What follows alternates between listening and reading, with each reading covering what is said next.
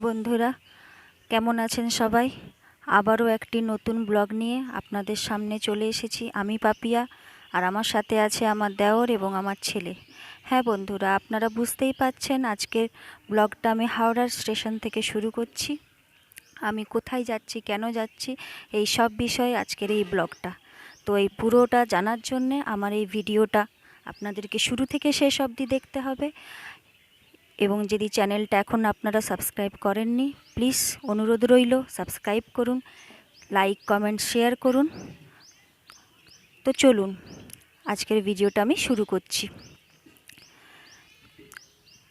দেখতেই পাচ্ছেন এখন ভোরের টাইম, তাও কিন্তু হাওড়ার প্ল্যাটফর্ম খুব জমজমাট রোজের মতন। এখনও আকাশটা পুরো পরিষ্কার হয়নি, এখনও অন্ধকার ভাব রয়েছে। তারই মধ্যে যার যেখানে যাওয়ার সে তার নির্দিষ্ট প্ল্যাটফর্ম থেকে নিজের নির্দিষ্ট জায়গা পৌঁছানোর জন্যে, ট্রেন ধরার জন্যে তৈরি হয়ে যাচ্ছে। আমরাও সেই পথে হাঁটা দিলাম। দেখুন আস্তে আস্তে আমরাও এবার এগোচ্ছি। আমাদের ট্রেনটা একটু লেট করেছিল। তো আমরা যাচ্ছি কোথায়? হ্যাঁ, আজকে আমরা কলকাতা থেকে ঝাড়খণ্ডের উদ্দেশ্যে রওনা দিচ্ছি। ঝাড়খণ্ডের বোকারো স্টিল সিটি, যেটা কিনা আমার বাপের বাড়ি। তো কেন যাচ্ছি?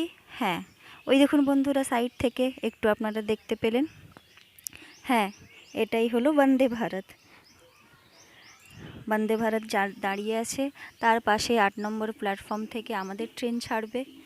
ওই দেখুন আমাদের ট্রেনও ঢুকে গেছে। তো যেটা বলছিলাম, আমরা কেন যাচ্ছি, সামনেই তো জানেন আপনারা দোল উৎসব।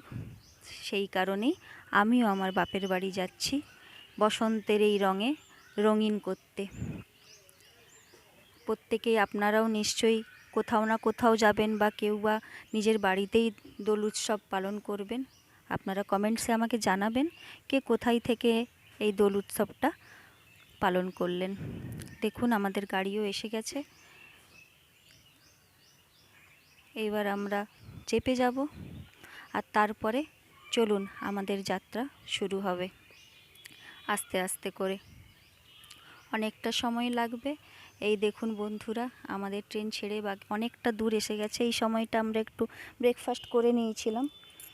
দেখুন ঝাড়খণ্ডের চারিদিকটা কেমন, দেখুন পলাশে শিমুলে রাঙা, মানে বসন্ত যে এসে গেছে, এই প্রাকৃতিক দৃশ্যটা না দেখলে আপনারা বন্ধুরা বুঝতেই পারতেন না। দেখুন আমাদের ঝাড়খণ্ড কত সুন্দর। পলাশ, বসন্ত মানেই পলাশ, পলাশ মানেই রঙিন, আর আবিরের রঙে রঙে রঙিন। সেই জন্যে এই প্রাকৃতিক দৃশ্যটা দেখে সত্যি আজ মনটা খুব খুশি হয়ে গেল। ট্রেনে যেতে যেতে ভাবলাম এইটা যদি আপনাদের সাথে শেয়ার না করি তাহলে কিন্তু খুব অন্যায় হবে।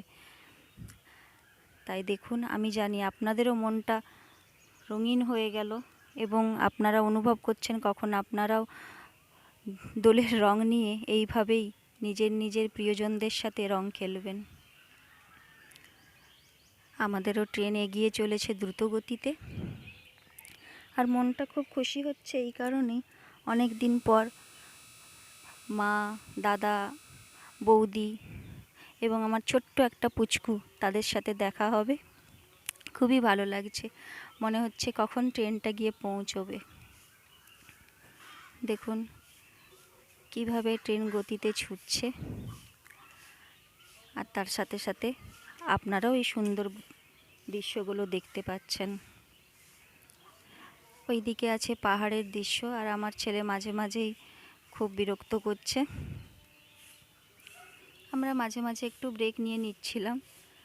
ওই দেখুন পাহাড়ের মাঝে রঙিন পলাশের ফুল সচরাচর দেখা যায় না। আপনারা কে কে এই জিনিসগুলো দেখেছেন বা কারা দেখেননি, পলাশের এইভাবে গাছ এবং রঙিন ফুল, প্লিজ আপনারা আমাকে জানাবেন। আমি ঝাড়খণ্ড যাচ্ছি, আমি আশা করব এরকম আরও অনেক অনেক ভিডিও আপনাদেরকে ওইখানকার জায়গা দেখাবো। আর বলতে বলতেই দেখুন আমরা কিন্তু বোকারো স্টিল সিটি ইয়েতে ঢুকে গেছি। কেন, ওই দেখুন বোকারো স্টিল প্লান্ট, অনেকের বিষয়ে জানেন আপনারা। এটা এশিয়ার মধ্যে এখন 1 নম্বরে আছে। খুব দ্রুতগতিতে ট্রেন ছুটছে আর আমরা আমার বাড়ির খুব কাছেই পৌঁছে গেছি। ওই দেখুন স্টিল প্ল্যান্টের চিমনিগুলো দিয়ে ধোঁয়া বেরোচ্ছে।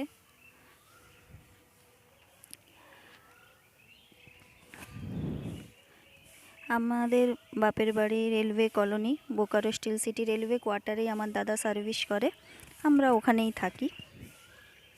গেলে ওদের বিষয়েও আপনাদেরকে বলবো আস্তে আস্তে, আর আমি চেষ্টা করব বোকারোর আশেপাশের কিছু জায়গা, মন্দির, এসব কিছু আপনাদেরকে দেখানোর জন্যে। আজকের ভিডিওটা আপনাদের কেমন লাগলো সেটা আপনারা জানাবেন। আস্তে আস্তে আমরা এবার ঢুকে পড়ছি। সব কিছু মিলিয়ে মিশিয়ে একটা খুব সুন্দর ব্লগ আপনাদের সামনে দেখাতে পারলাম, সেটার জন্য খুব ভালো লাগছে আমার।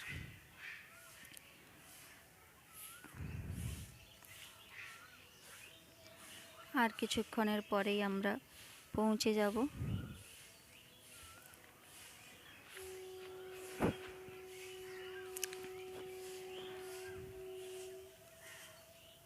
বন্ধুরা, আজকের ভিডিওটা খুব লম্বা হয়ে গেল, কিন্তু তাও আশা করব আপনারা এটা দেখুন আর আপনাদের ভালো লাগবে। বলতে বলতে আমরা বোকারো স্টিল সিটি ঢুকে পড়লাম, বোর্ডটা আপনারা দেখতেই পেলেন। আজকের মতন ভিডিওটা এখানেই শেষ করছি। ভালো থাকবেন, সুস্থ থাকবেন, আর ব্লগটা কেমন লাগলো আমাদেরকে জানাবেন। টাটা, বাই বাই, ভালো থাকবেন আপনারা।